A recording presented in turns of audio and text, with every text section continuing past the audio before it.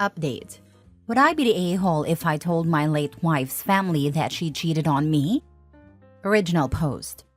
Anna, my late wife, died in a car accident. Person lost control of their car and ran her over, and she passed away immediately. We were both 26 at the time. It was 4 years ago, right before the pandemic. We were having a bad time as a couple. She was extremely jealous of me, but also very protective of her phone. Shortly after her death, I found out I had STD, and surprise, surprise, she was cheating on me. On the day she passed, a guy we went to college and was kind of friends with sent her messages, asking for pictures of their last encounter. And the way he talked, it seemed like it was recent, and it seemed that they talked often. I was able to get in her phone and laptop, as she didn't change her passwords because she would always ask to check my phone and I would ask for hers back. So I had a password. There wasn't much because she deleted everything or hid it very well, but the most recent messages, she obviously couldn't delete them. So everything that came after her death was still there. While looking for the pictures he asked for, I found pictures of her and him in a .rar deep in a random place at her work folders, at her laptop. In one of them, she had short hair, which she only had right after we got engaged. So she was with him for at least 3 years, out of our 6 years together. Also found pictures of 2 other guys, but I have no idea who they are. And there were no messages from either of them anywhere. I messaged a friend and told him that I knew, told him about the STD, and that I won't reveal it to anyone and want it to be kept as a secret forever. I asked him if anyone else knew, and he said that his ex knew but he would talk to her. I decided that for the sake of her parents and siblings, I would pretend she was a great person and let them have their beautiful memories with her. Anna's older brother Thomas, 34 male, is a good friend of mine to this day. I would even go as far to say we are best friends. After 2 years of my wife's passing, I was ready to date again. Thomas said that he knew the perfect girl for me, he just wanted me to be sure I was ready for something serious before introducing each other. It was his sister-in-law, Laura, 27 female. We knew each other only superficially but never really talked before our first date. I fell for her quick and hard. We started dating and about 3 months in, we were already telling each other I love yous, and I told her I was going to marry her. It has been a little less than 2 years. We are engaged and I have never been this happy. I told her all about my relationship with Anna. I still have the evidence of what she did, stored away in my computer just in case, and I showed it to Laura. She cried a little and comforted me, but I assured her I was fine and that I was over it. The problem comes with Anna's family, especially her mom and sister. Ever since Anna's passing, every time they talk about her, people want to hear me talk. They ask me about her, try to include me in conversations about her. Anna was such a good cook, right OP? I loved when she and OP would banter. You remember OP? Stuff like this. I was able to get by in the beginning by saying it was difficult for me to talk about her, that I was not ready. They let me be for a while, but ever since I started dating Laura, I couldn't use the "I'm not ready" excuse. Her friends, sister and mom get annoyed if I don't sound enthusiastic or depressed. Learn that it's easier to look depressed. Also, if I talk about Anna in any way that isn't portraying her as an angel that came down to earth to bless us with her presence, I get side-eyed. Thankfully, Thomas and her father are great guys and don't push me too hard on this. Her dad is always thankful that I attend their family gatherings, as we like to talk about our field of work. He always says he considers me a son. Her mom and sister, though, they get irritated if I try to dodge the topic of Anna. And his sister even said it out loud once that it's obvious that I didn't love Anna. She apologized after, but I mean, she isn't wrong. By the end, I didn't, and sure as heck don't now. Look, I'm over what happened. I don't feel hate for Anna anymore. I sometimes catch myself wishing she was alive, just so I didn't have to pretend anymore. But also because her death was a tragedy. A lot of people loved her.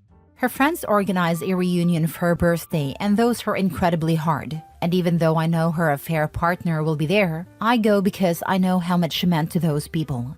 But this all started to get to me because it's affecting Laura.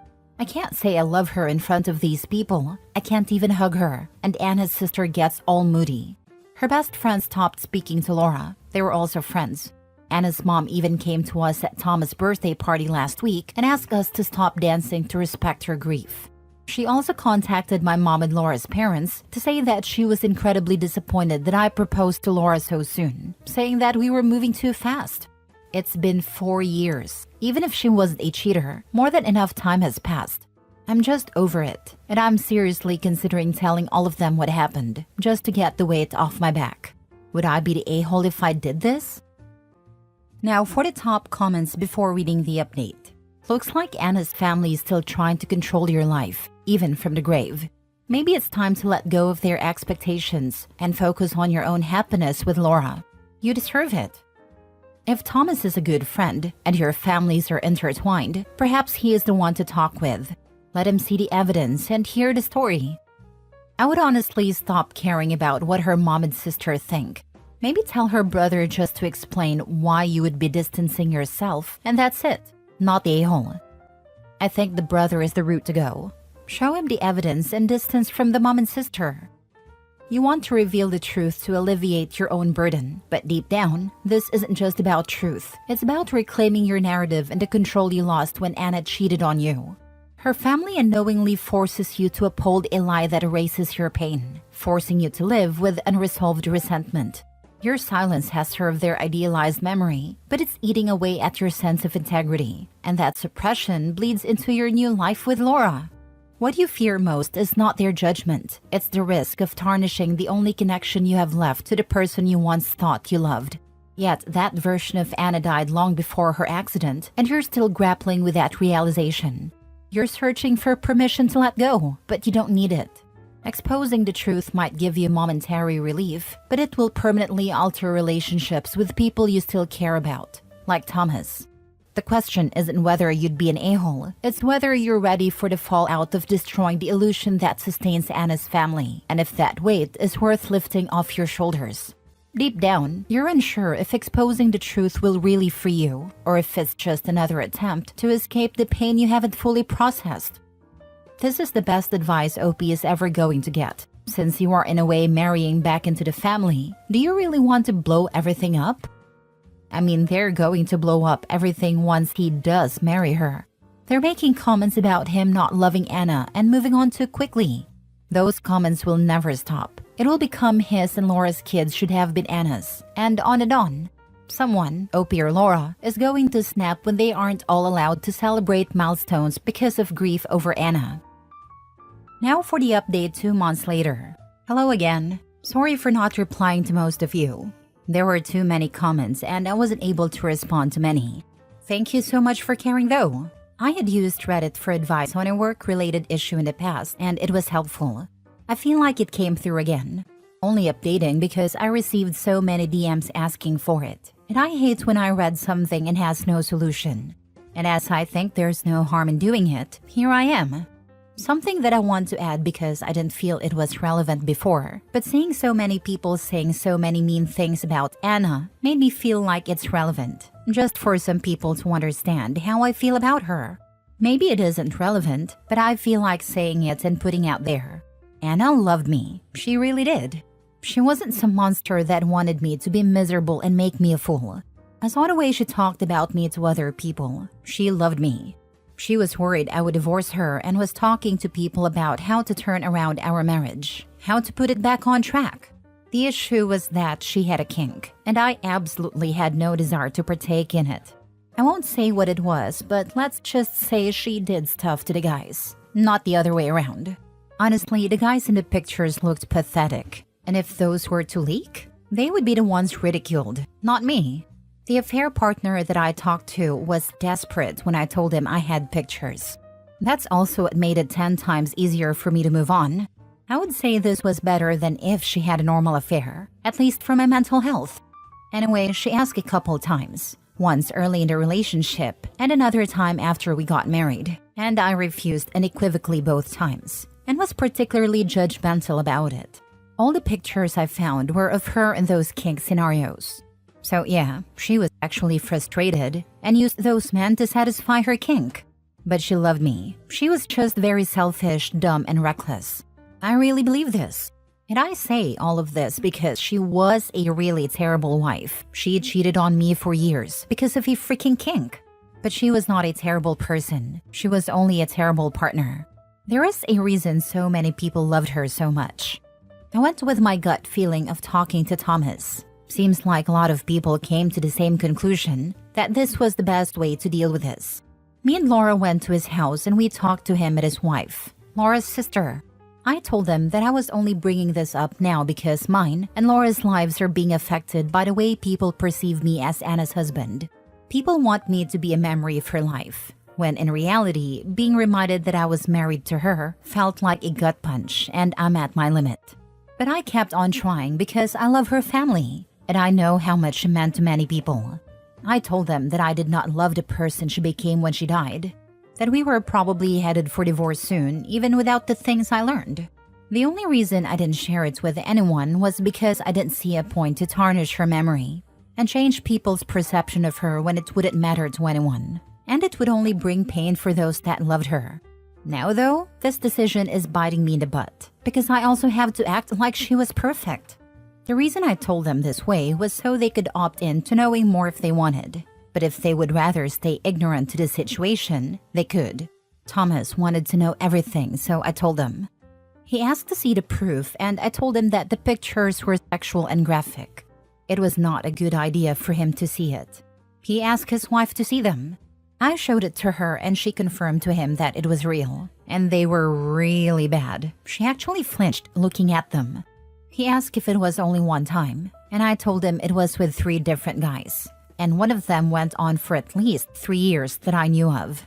He was mad, cussed a lot, not at me but at the situation. I started to regret everything at that point. He said, "Why is she so freaking stupid?" He called Anna stupid a bunch of times. He asked for some time to think stuff over and went out. I left Laura and her sister talking and also went on a drive. About an hour later, Thomas called me and asked me to come back to his house. He and Monica gave me a hug. She was crying a lot. He asked me what I wanted to do. I told him that all I wanted is to move on from this and be happy with Laura. He told me that he would handle his mom and sister, that I didn't need to worry about them anymore, but I should just distance myself from his family and Anna's friends for a while. He said I'm his brother and that will never change. We all hugged it out and that was it. My ex-sister-in-law has since reached out and told me that she knew Anna was cheating on me, but thought we were working through it. Anna told her about a year before she died and said that she would come clean and try to work on the marriage. Now Thomas told her what happened and she has apologized a lot. Said that she has been basically ignoring her flaws ever since she died, but it has turned unhealthy for both her and her mom. She said she will help me with anything I need regarding this topic. Ex-father-in-law and mother-in-law don't know anything and we will keep it that way. I will try to make time to hang out with my father-in-law from time to time, and considering him and my new father-in-law are good friends, me and Thomas have been talking about taking them fishing, golfing, maybe just going to a bar, stuff like that, at least once a month. And as for my ex-mother-in-law, I just keep my interactions to a minimum. So yeah, I think it worked out well. Another thing is that Laura wants to speed up our wedding planning, so hopefully we will get married in March or April. Before we were talking about having a long engagement, but there's no point in waiting. We both know what we want. And I'm happy. Very happy. Yeah, you did the right thing. Good update. On your ex-wife loving you, I believe you. She probably was a very mentally disturbed person, but bad people, narcissists, and mentally unwell people can love, and maybe she did. But if I were you, I wouldn't think about that too much. I don't really think about it. I read my first thread again before posting this update, and I guess I felt weird seeing so many people talking the way they did about Anna without knowing the context. And honestly, I don't think I hate her anymore, and understand she had an urge and needed to scratch it. It just so happens that the urge she had was something that was off limits to me, and she couldn't contain herself and was weak and selfish. I don't know why I feel like this. I guess the kink made it easier to rationalize in my head. Your ex-sister-in-law sounds like a piece of work. Best of luck forwards. Yeah, honestly, I don't buy much of what she said, but if she doesn't mess with my life, I will leave it be. Last story. Am I the a-hole for telling my ex-husband there is no us anymore? 2 years ago, I, 37 female, was married to my ex-husband Jason for 5 years, together for 6. Our marriage had been pretty rocky and we fought frequently. Eventually, I guess it got to a point where he decided to cheat on me. I didn't even realize what was going on until I had come home one day to find her and him kissing in the kitchen. That's when he told me that he was seeing someone and that he was in love with her. I'll call the woman Emily for privacy. Emily didn't say anything. She just kissed him on the cheek again before going into the bedroom to help him pack his stuff up, while Jason began telling me about how it'd go through with a divorce. My heart was broken.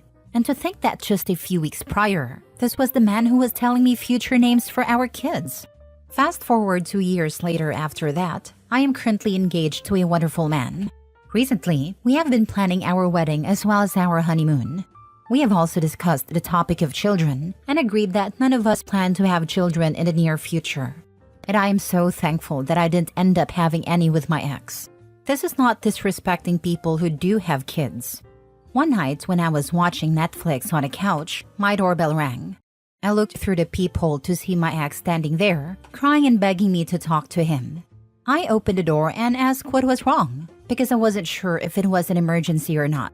He started by saying he was sorry, Emily was crazy, and that he wanted to come home to me and be the one sleeping with me at night instead of Emily. He went on a whole rant about how much he missed me and that he regrets ending things with me. Him and Emily have a child together, but he says he wishes I was the mother of his kids. Maybe that way he could see me and kiss me every day when he got home. He then asked me if we could rekindle our relationship, and I laughed in his face. I told him that maybe he could have just ended things on a good term instead of going behind my back and cheating on me.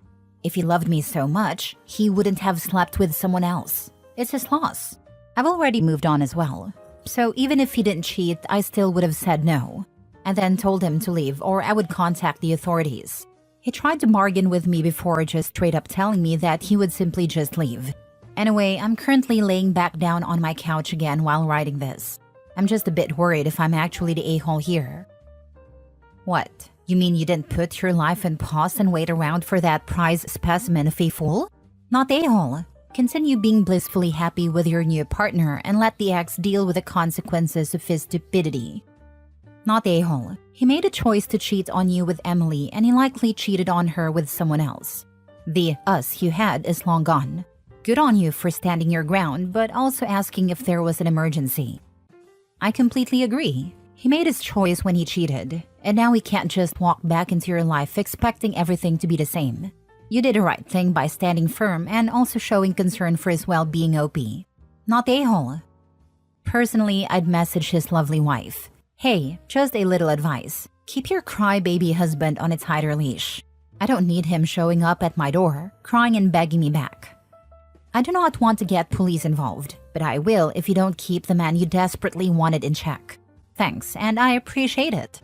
But I'm petty and I'd like to cause drama for them both and let her know she won what she created. A cheat.